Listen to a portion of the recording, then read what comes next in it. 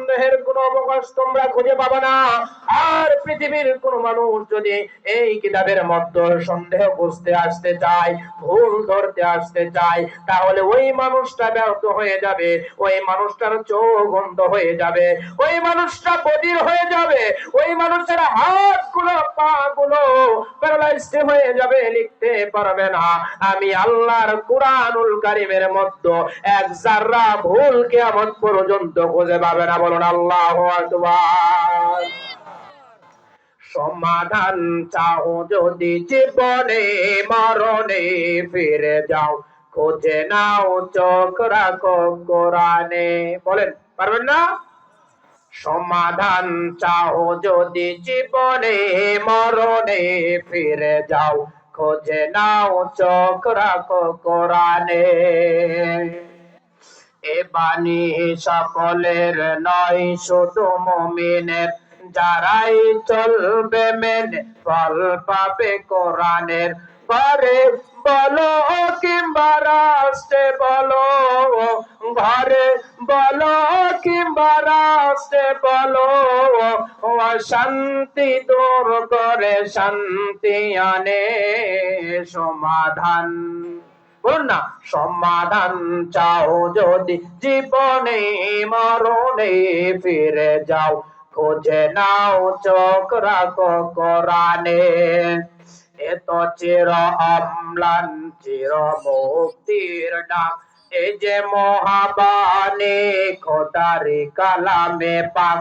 এই দুনিয়া আর সেই দুনিয়া, এই দুনিয়া আর সেই দুনিয়া, মুক্তি পাবে তুমি দো জাহানে সমাধান।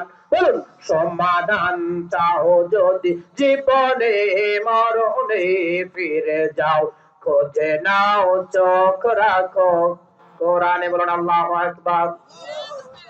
এই কোরআনটা যদি কোনো মানুষ নিজের অন্তরের সাথে লাগায়, নিজের জীবনের সাথে লাগায়, সেই মানুষটা কি অন্যায় করতে পারবে? সেই মানুষটা কখনো নামাজ ছেড়ে দিতে পারবে? সেই মানুষটা কখনো চুরি করতে পারবে? সেই মানুষ কখনোই অন্যায় করার আগে 1000 বার তার অন্তরের মধ্যে বাধা দিবে। কথা বলেন ঠিক কিনা? কিন্তু আমরা লক্ষ্য করলাম গত 15 বছর যাবত বাংলাদেশের ইতিহাসে আমরা লক্ষ্য করে দেখেছি, গত 15 বছর যাবত বাংলাদেশের এমন কিছু আস্তিক নাস্তিক মার্কা নেতার আবির্ভাব ঘটেছিল, যে নেতাগুলো আমার আপনার সোনালী মানুষদেরকে, বাংলার সুদর্শন সোনালী মানুষদেরকে কোরআনের পথ থেকে দূরে রেখেছিল। কথা বলেন ঠিক কিনা? শুধু তাই নয়, কোরআনের কথা বলার জন্য আমরা বিভিন্ন জায়গায় গিয়েছি, সেখানে কাউন্টার দেওয়া হয়েছে, বাধা দেওয়া হয়েছে, কোরআনের কথা বলতে দেওয়া হয়নি। আজকে আল্লাহ রাব্বুল আলামিন এমন একটি পরিস্থিতি তৈরি করে দিয়েছে, আজকে কালের বিবর্তনে তারাই পৃথিবীর জমিন থেকে চলে গিয়েছে, বাংলার জমিন থেকে চলে গিয়েছে, আর কখনোই বাংলার জমিনে প্রবেশ করতে পারবে না। কথা বলেন ঠিক কিনা? নারে তাকবীর। কষ্ট বলেন, কষ্ট লাগলো, খারাপ লাগলো? সম্মানিত উপস্থিতি, আমরা গত কয়েক বছর যাবত এতটাই কষ্টের মধ্যে জীবন যাপন করেছি, সঠিকভাবে কোরআনের কথা কোথাও বলা যায়নি। এই কোরআনের মধ্যে চুরির কথা আছে না নাই? চুরির কথা আছে না নাই? আল্লাহ বলছেন, নিশ্চয় পৃথিবীর চোর চুন্নি যারা আছে তাদের ধরে ধরে হে রাসূল আপনি হাতের কবজি পর্যন্ত কেটে দিন। কি পর্যন্ত? আল্লাহ রাব্বুল আলামিন বলেন, ওয়াস-সারিকু ওয়াস-সারিকাতু ফাকদাউ আইদিয়াহুমা।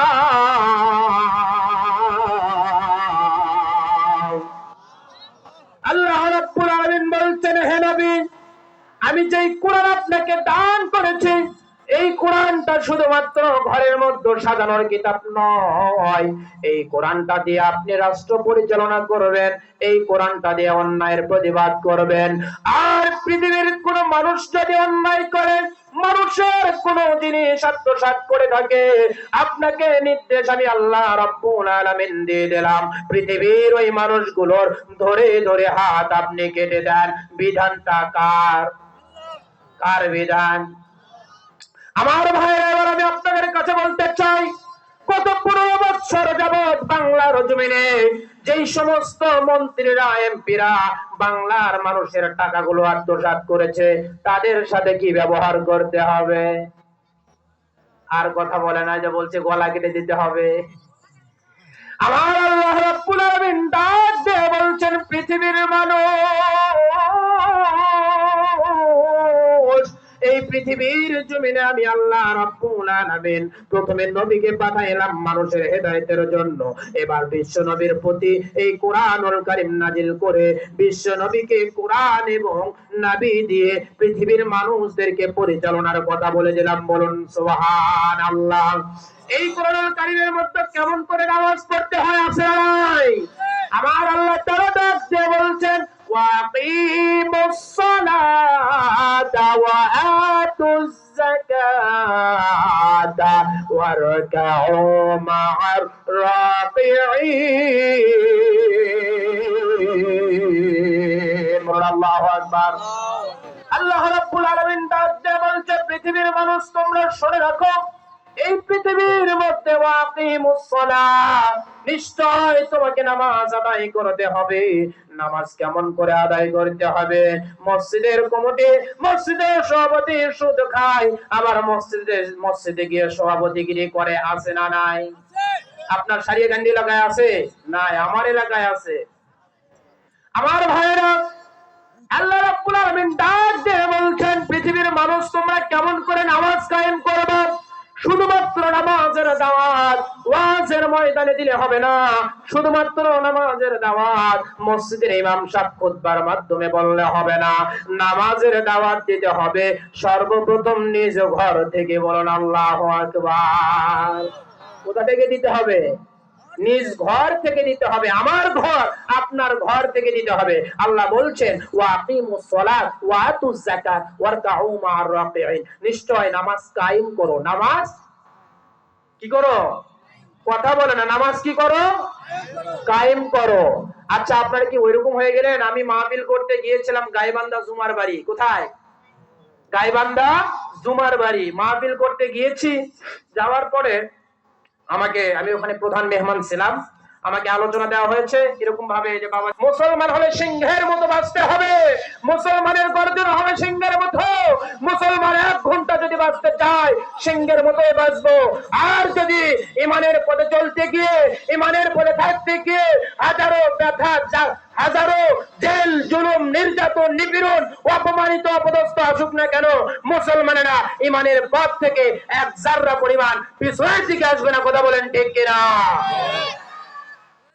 ইমানের পথে অবিচল থেকে আমার মরণ যেন হয়। বলুন আল্লাহু আকবার।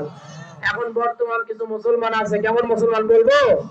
মুসলমান আছে, মুসলমানেরা আবার নিজে নিজে বলে, দেখবেন যে মাখানের ফল চেনেন? মাখানের ফল চেনেন না? খাওয়া যায়, মুরব্বী বাবাজিরা চিনবে, খাওয়া যায়। বলছে, মাকালের ফল দেখতে ভালো, উপরে লাল নীল ভিতরে কালো। ঠিক না? মাকালের ফল দেখতে ভালো, উপরে লাল নীল ভিতরে কালো। সারা জনম এমনই গেল, সারা জনম এমনই গেল, খাইতে আমি পারলাম না। যার দিলে নাই খোদার ইশক, তার সাথে ভাব রাইখো না। বলেন, যার দিলে নাই, তার সাথে ভাব রাইখো না। যার দিলে নাই খোদার ইশক, তার সাথে ভাব রাইখো না।